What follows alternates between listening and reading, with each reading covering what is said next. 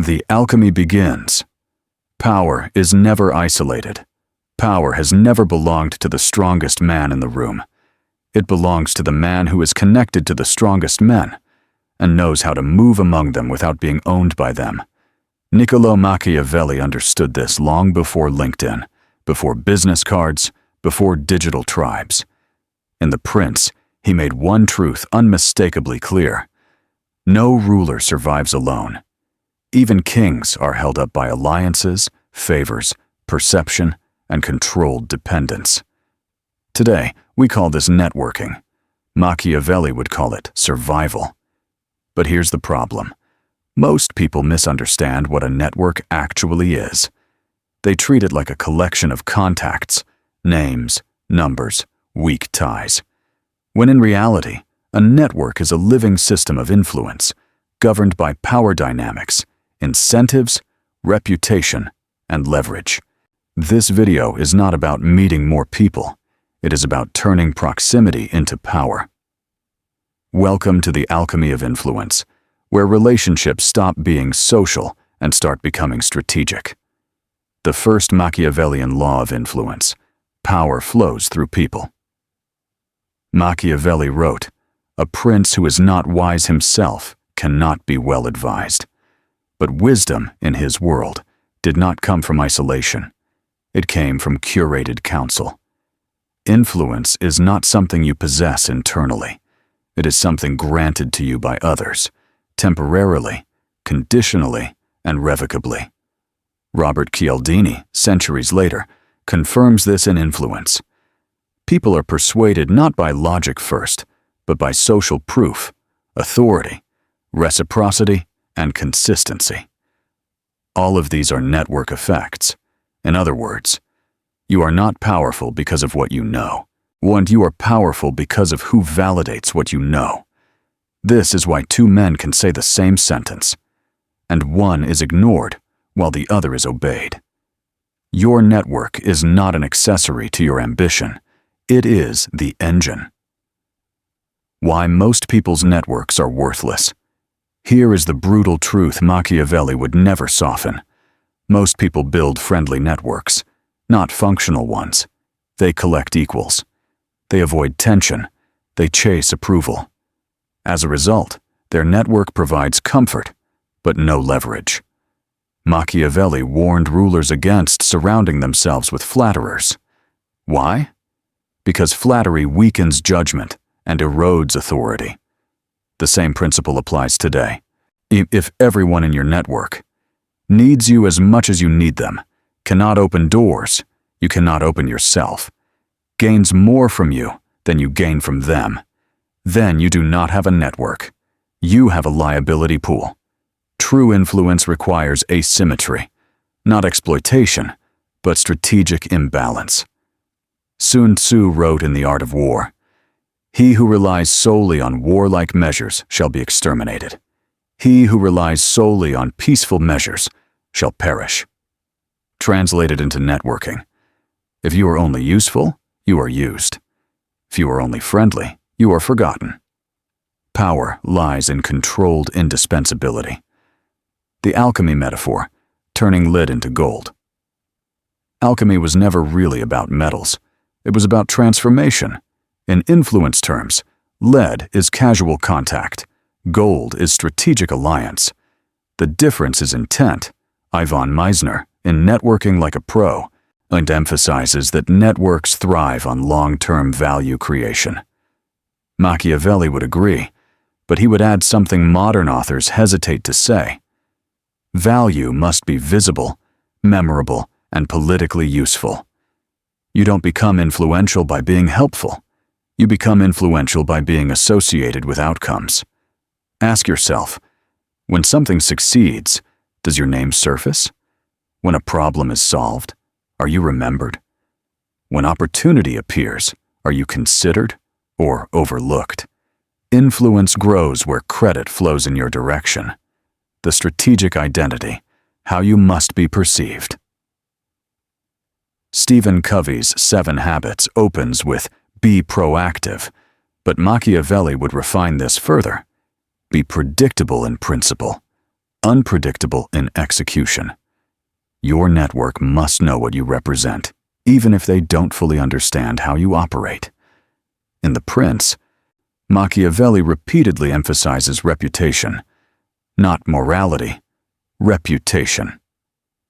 You must decide, what do people come to you for? What do they avoid you for? What do they associate with your presence? This is not branding in the modern sense. This is political positioning. A man who stands for everything is useful to no one. A man who stands for something specific becomes a node of influence. The first strategic role you must play, the connector of value. Chris Voss, in Never Split the Difference, teaches that leverage comes from understanding what the other side truly values, not what they claim to want. This is critical in networking. Most people ask, what can this person do for me? Machiavellian minds ask, who do they need me to know? The fastest way to gain influence is not to provide value directly, but to control access to value. When you connect two powerful people and you are remembered as the bridge, you frame the narrative of the introduction, you subtly define the roles, you gain residual power without competing. This is how courtiers survived kings. This is how advisors outlived regimes. Lorenzo de' Medici was not the most powerful man in Florence by title, but he controlled artists, bankers, clergy, and merchants, not through force, but through strategic patronage and alliances. He funded talent, he connected factions, he positioned himself as unavoidable. When conflicts arose, Lorenzo was not the strongest voice. He was the necessary one. This is the archetype you must study. Why isolation is the enemy of power. Modern culture glorifies the lone wolf. Machiavelli would laugh at this fantasy. Even the most feared rulers depended on alliances, spies, informants, and advisors. Isolation breeds delusion. Delusion leads to downfall. If you are building alone, you are building fragile power. Your network is your early warning system, your leverage amplifier, your reputation shield. The first rule: you must accept. Before we go further, understand this clearly. Your network will never rise above your self-concept. If you see yourself as a beggar for opportunities, you will attract exploiters. A peer without distinction, you will be ignored. A strategic asset, you will be courted. Machiavelli taught princes to appear confident, even when uncertain, because perception precedes authority. Your posture shapes your network before you speak a word. If this perspective already challenges how you see power, influence, and relationships, then this channel is for you. This is not surface-level motivation. This is strategic reality. Subscribe to the channel now, because the next phase will go deeper into how to position yourself above equals without hostility, how to extract leverage without manipulation, how to turn trust into influence without betrayal. Machiavellian minds do not stumble into power. They design it. What comes next in the next phase will dissect the hidden hierarchies inside every network, how to identify real power versus visible status, why some people are always invited into rooms and others never are. And more importantly, we'll explore how to restructure your network without burning bridges. Because the most dangerous man is not the one with enemies, but the one who upgrades alliances silently. The hidden architecture of power. Reading networks. Like a strategist. Every network has two structures. The one you see, titles, popularity, visibility, and the one that actually governs outcomes, influence, dependency, information flow. Machiavelli warned repeatedly against mistaking appearances for reality. In The Prince, he writes that men judge more by the eye than by the hand, because everyone can see, but few can feel what truly moves events. Most people build networks based on what is visible. Machiavellian minds build networks based on what is decisive. If you don't understand the hidden architecture of power, you will always be networking horizontally, while power moves vertically and diagonally around you. The first illusion: status equals power. Titles impress amateurs. Access impresses professionals. And dependence impresses rulers. In modern environments, corporate, creative, political, or entrepreneurial, the loudest person in the room is rarely the most powerful. Often, they are compensating. Sun Tzu wrote, "All warfare is based on deception." Networks are no different. The man with the title may be the face, but the man who controls information, approves introductions, influences timing, shapes narratives, is the axis. Robert Cialdini's principle of authority explains why people defer to perceived leaders. But Machiavelli goes further. Perceived authority only lasts as long as others benefit from sustaining it. Your task is to locate who decisions flow through, who delays outcomes, who others quietly defer to. These persons are not always visible, but they are always protected. Power mapping. The skill most people never learn. In Never Split the Difference, Chris Voss emphasizes tactical empathy, understanding what truly drives the other side. Applied to networking, this becomes power mapping.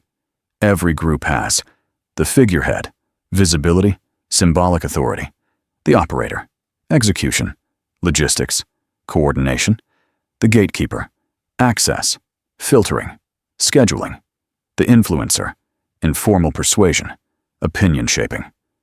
Most people chase the figurehead. Machiavellian minds court the gatekeeper and respect the operator. Why? Because gatekeepers remember who treats them as invisible, and operators decide whose priorities survive friction. If you are dismissed by either, your access evaporates. The second illusion: networking is about liking. This is where modern networking advice becomes dangerously naive. Machiavelli never advised rulers to be liked. He advised them to be respected and necessary. Stephen Covey speaks of win-win, but even Covey acknowledges that interdependence requires clear roles and expectations. Here is the truth: people do not protect what they like. They protect what they depend on. Liking creates warmth. Dependence creates loyalty. Your goal is not to be liked by everyone. That dilutes your position. Your goal is to be missed when absent. Ask yourself, if I disappear, who struggles? Whose workflow slows? Whose outcomes weaken? That is where your real influence lies. Strategic positioning. Above, not against, Machiavelli warned princes against creating unnecessary enemies. Power is best accumulated quietly, without provoking resistance. This applies directly to networks. If you openly compete with equals, you create friction. If you subtly reposition above them, you create gravity. How? By specializing instead of generalizing, becoming the go-to for a narrow, high-value function, speaking less, delivering more, allowing others to claim surface credit while you control depth. This is what Machiavelli meant by appearing modest while being decisive. Influence does not announce itself. It reveals itself when decisions bend in your direction. The principle of controlled scarcity. Cialdini identifies scarcity as a core driver of influence. Machiavelli practiced it instinctively. If you are always available, your value collapses. If you are selectively available, curiosity and respect rise. This does not mean being arrogant or evasive. It means prioritizing strategically. People should feel you are reachable but not disposable. Helpful, but not exploitable. Calmly occupied with important matters, this posture reframes you from participant to asset. Historically, advisors who survived regime changes shared one trait. They were never emotionally loyal. They were functionally indispensable. They knew how to serve without submission, advise without ego, withhold without defiance. Machiavelli himself served the Florentine Republic, then advised the Medici after its fall. He understood that power shifts, and those who survive are those positioned near function, not ideology. Your network must be built the same way. Information is the currency of networks. In the art of war, intelligence precedes victory. In networks, information flow defines hierarchy. Ask, who hears things first? Who shapes interpretation? Who knows what not to say, and when? If you want influence, stop chasing attention and start managing context. When people come to you not just for answers, but for interpretation, your authority deepens. Why emotional transparency weakens. Position. Modern culture praises openness. Machiavelli warned against it. Emotion is information. Information is leverage. You do not need to be cold, but you must be measured. Those who reveal frustration too quickly, ambition too loudly, insecurity too freely, lose negotiating ground inside their own networks. Voss teaches calibrated responses. Machiavelli mastered controlled ambiguity. Say less. Signal stability. Let others project. Upgrading a network without burning bridges. This is where finesse matters. You never abandon a network abruptly. You outgrow it quietly. These steps: reduce dependence without severing contact. Increase proximity to higher functioning individuals. Shift your contributions toward higher leverage. Allow old ties to fade naturally. Those who announce their evolution invite resentment. Those who evolve silently invite curiosity. The second rule: you must internalize influence is not claimed, it is conceded. If you demand recognition, you lose it. If others reference you unprompted, you have it. Your goal is to become the name mentioned when you are absent, the person consulted before decisions, the quiet, constant amid chaos. That is Machiavellian power in its purest form. At this point, you've likely started rethinking your own network. Here's what I want you to do. Comment below. What role do you currently play in your network? Connector? Operator?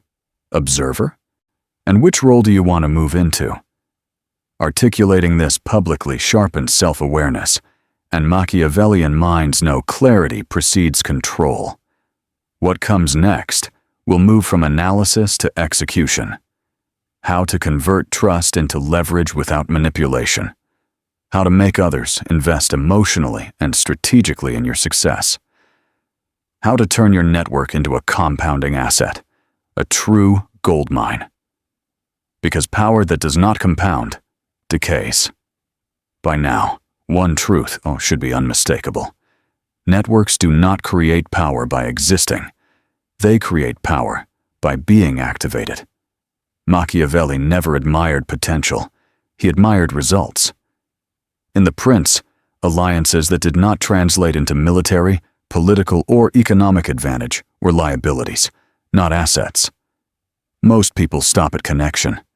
Machiavellian minds move to conversion. Trust becomes power only when it changes behavior, decisions, access, timing, and outcomes. The final illusion: trust is soft. Trust is not emotional. It is strategic predictability. Stephen Covey defines trust as the confidence that expectations will be met. Machiavelli would refine this further. Trust exists when others can anticipate your responses under pressure. If people know, you do not panic, you do not overreact, you do not expose them unnecessarily. They will bring you closer to the center of action. Power flows towards emotional stability, not charisma. The Art of Being. Invested in Robert Cialdini highlights commitment and consistency. Once people invest, they justify the investment by supporting the outcome. Machiavelli applied this by involving allies in decisions, sharing controlled responsibility, allowing others to own parts of success. The more people contribute to your rise, the more they become invested in defending it. Never make the mistake of doing everything yourself. Autonomy is impressive, but interdependence is protective. Leverage without manipulation. Chris Voss teaches that leverage comes from understanding constraints. Machiavelli practiced leverage by aligning interests, not forcing outcomes. Here's the distinction. Manipulation extracts value once. Strategic alignment extracts value repeatedly. Ask, what pressures does this person face? What outcomes protect their position? How does my success make their life easier? When your advancement reduces their risk, support becomes natural, not negotiated. Or the long game, compounding. Influence. Influence compounds when favors are remembered but not demanded. Credit is shared, but subtly redirected. Loyalty is mutual, but asymmetrical. Machiavelli warned against appearing greedy. Those who ask too much too often trigger resistance. The most powerful allies feel respected, not drained. This is how networks evolve from transactional to structural. A modern parallel. The invisible kingmakers. In modern corporations, politics, and creative industries, the most powerful figures often have no public profile. They recommend quietly, introduce selectively, withhold strategically. Their power lies not in persuasion, but in placement. If you control where opportunity lands, you do not need to compete for it. Machiavelli understood timing better than morality. Not every relationship should be maintained. Some should be outgrown, neutralized, or politely deprioritized. If a connection consistently drains energy, leaks information, undermines perception, withdraw slowly and cleanly. Power is preserved as much by what you exit as by what you pursue. The final law of influence. Your network is not who you know. It is who moves when you move. If your actions trigger responses, adjustments, or protection, you have influence. If not, you have familiarity. Machiavellian power is measured in reaction, not recognition. The alchemy complete. You now understand why power flows through people, how to read hidden hierarchies, how to convert trust into leverage, how influence compounds over time. This is not manipulation. This is strategic realism. Machiavelli did not create power. He revealed it. What if this video sharpened how you see relationships, influence, and power? Like the video. It tells the algorithm this thinking matters. Share it with someone who understands that power is built, not begged for. Because the man who understands influence controls outcomes, and the man who controls outcomes writes history.